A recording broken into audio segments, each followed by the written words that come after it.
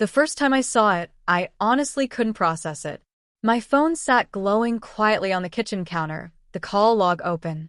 47 missed calls. 47. All from her, Sarah. I had been asleep.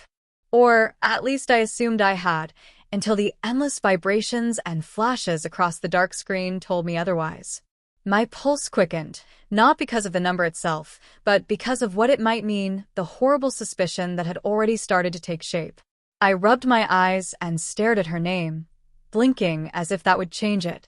Sarah. My wife. The woman who once made it feel like the world bent toward us. Relief should have washed over me. At least she was alive, right? But all I felt was a heavy, icy dread sinking deep inside my stomach. My thoughts drifted back to the night before. It had started harmlessly enough, a weekend getaway with friends to celebrate Ben and Lauren's engagement. Sarah had been glowing, her laughter echoing through the warm, dim lounge we ended up in. I wanted to stay and celebrate, but something in my chest resisted the joy around me. So I went back to the hotel instead, sipping a glass of whiskey and telling myself everything was fine. She'd be fine. She'd called me twice that night, laughing loudly into the phone. You're killing the vibe, I left. I forced a smile, pretending the tight knots in my chest weren't getting worse. I picture her dancing with friends, lost in the moment, completely unaware of me. And for a while I convinced myself that was normal. Couples lived their own lives, sometimes. But 47 missed calls by morning? That wasn't normal. With shaking fingers, I opened the messages she'd left. They weren't the bubbly or goofy texts she usually sent. These were sharp, impatient, and worst of all, they didn't sound like her at all. Where are you? Stop ignoring me. I said I'll come back when I feel like it. Don't pretend you care. A cold sweat slid down my spine. Her tone felt altered, distant, sarcastic, almost taunting. I called her back, desperate for some explanation, some reassurance, some familiar trace of the woman I married. Hello. Her voice was light, teasing, too light. Sarah, what's happening? 47 missed calls. My voice cracked. I was worried. She laughed. That carefree laugh that once made me fall for her, now scraping at my nerves like metal against glass. Worried? Oh, please. You're ruining the fun. I left. I'm fine. I tightened my grip on the counter until my knuckles ached. You left? Left where? Wherever I felt like, she replied smoothly. Don't overthink things, darling. A quiet stretched between us, an empty space I had never felt in our marriage before. Something subtle yet terrifying had shifted. The Sarah I loved, the Sarah who held my heart and my secrets, felt gone. In her place was someone who laughed at my concern and brushed off my fear. I spent the rest of the day replaying the last few weeks in my head, searching for the signs I'd ignored. The late nights, the sudden secrecy around her phone, the quiet sighs I mistook for exhaustion. I hated myself for not noticing sooner, for trusting blindly, for believing love alone was enough to protect us. By evening, I couldn't sit still. I left the hotel, driving aimlessly through streets washed in the cold glow of neon lights, and ended up near a small bar by the pier. My mind churned, crashing against everything I thought I knew. And then I saw them. Sarah, laughing in that unmistakable way of hers.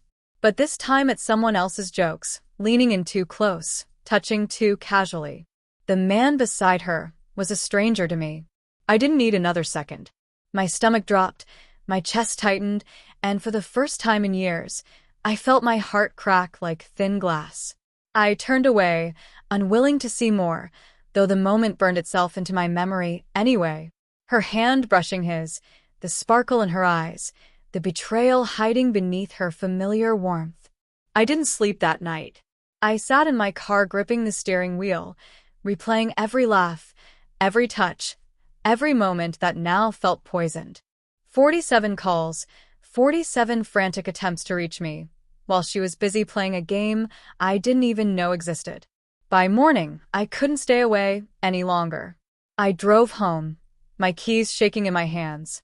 The apartment was silent, eerily so, the kind of silence that exposes the truth louder than shouting ever could. Then she appeared, like nothing was wrong at all. "Morning," she said, stretching lazily on the couch, her hair falling perfectly around her shoulders. "You finally woke up." I couldn't speak.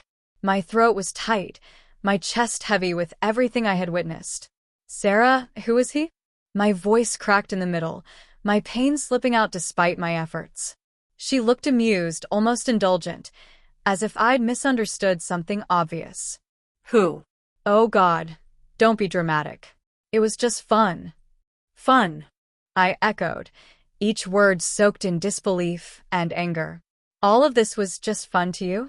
Her smile wavered, maybe guilt flickering for half a second, then disappearing. "You worry too much. You're always so serious. Life is supposed to be enjoyable, love." A bitter laugh escaped me, a sound I barely recognized. "You mean life is supposed to be enjoyable without me?" She shrugged. "You weren't there, were you? You were stressing about the wrong things. I went out, I had fun, and I came back. That's it."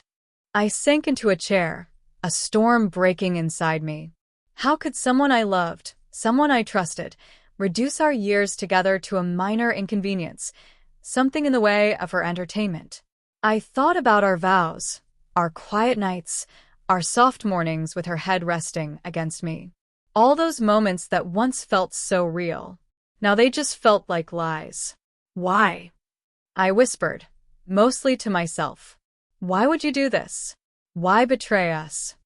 She finally met my eyes fully, hers filled with impatience and something else I couldn't name. "Because I can. Because I want to. Because you make life too predictable, too safe. I need excitement." I felt my chest clench even tighter, a physical ache hollowing me out. "Excitement." My voice trembled. "Is that what we were missing for you? Do you know what it feels like to watch the person you love throw away everything you built together like it meant nothing?" She shrugged again, uncaring. "Maybe it meant nothing to you too. Maybe you didn't even notice what was missing until it was too late." I stared at her, speechless, and for the first time truly grasped the painful distance that had opened up between us. 47 calls. Countless nights worrying about her. And all for a woman who had already checked out, someone who had already chosen someone else for her thrill. I wanted to scream, to plead, to fight. But the fight had ended long before this conversation, lost in subtle betrayals, unshared moments, and laughter I was no longer part of. That's when it hit me. Love isn't enough to keep someone who's already gone. The finality of it shattered me. I felt like a stranger in my own life, waking up on a stage where the play had ended without me noticing. And yet, beneath all the despair, something clearer, colder began to rise. I deserved the truth, even if it hurt. I stood, hands trembling, and looked at her one last time. "I can't do this anymore. I can't pretend. And I won't. You made your choice. I hope it was worth it." She smirked lightly. "Oh, stop being dramatic. I'll always have my fun, and you'll get over it." I didn't argue. I didn't beg. I just walked out, leaving the apartment, the lies and the memories behind. Outside, the sunlight hit,